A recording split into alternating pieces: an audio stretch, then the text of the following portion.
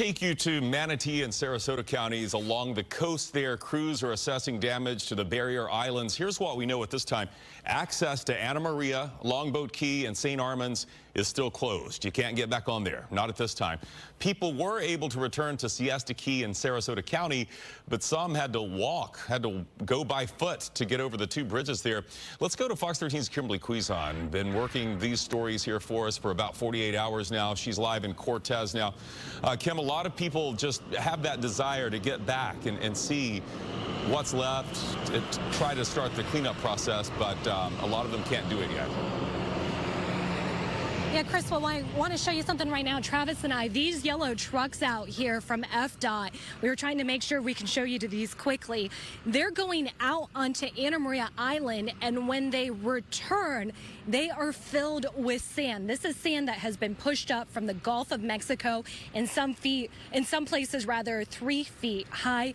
And that is what those trucks are doing and why the access to Anna Maria Island is still shut down at this time. As you can imagine, as that storm surge came up, which Travis and I saw yesterday, it brought all of the sand up, even washing away the roads in some parts. But these trucks have been going all day long. We made our way down to Sarasota. Travis saw them out here earlier this morning. Now they continue to keep going all day long, just trying to get some of those roadways open so residents can return.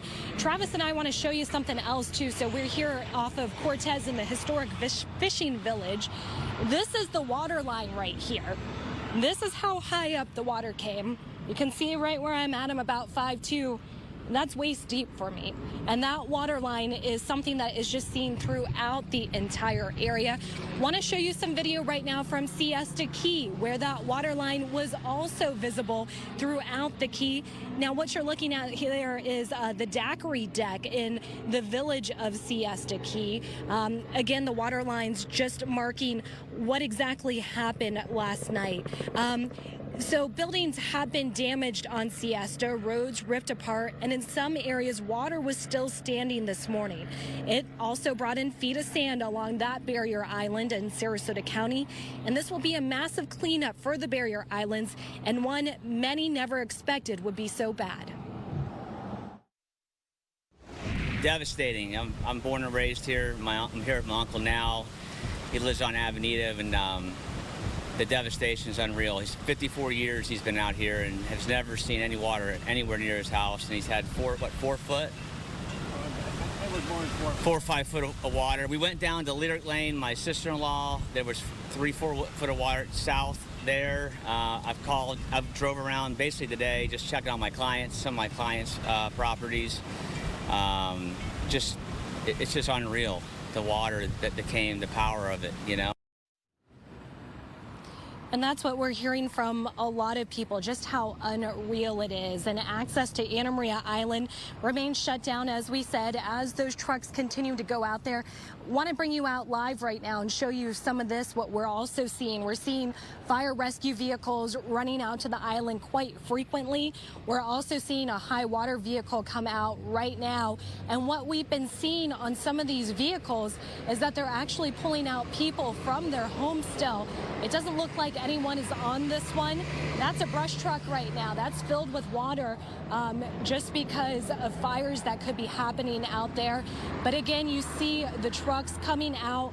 We're going to stop here a second just as they come. I want to show you that sand because as that sand comes by, it's dripping wet, just showing how it was pushed up from the Gulf. Right here, Chris, look at this. These trucks are filled. FDOT is working their hardest to get all of the sand off of the roadways so they can start to bring residents back out here to begin a recovery process. And that is the hard thing. It's knowing when residents can come back out to Anna Maria Island.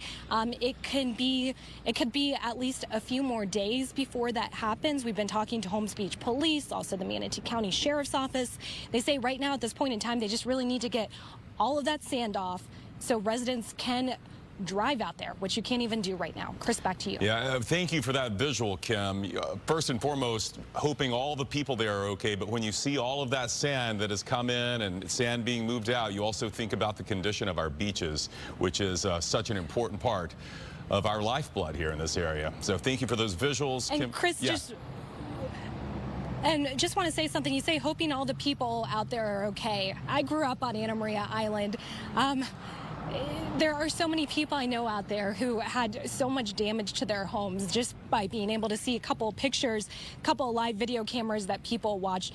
Talking to somebody that has worked in law enforcement on Holmes Beach for years, he said it best to me a couple hours ago. He said, you know, in the end, things can be replaced, people can't be.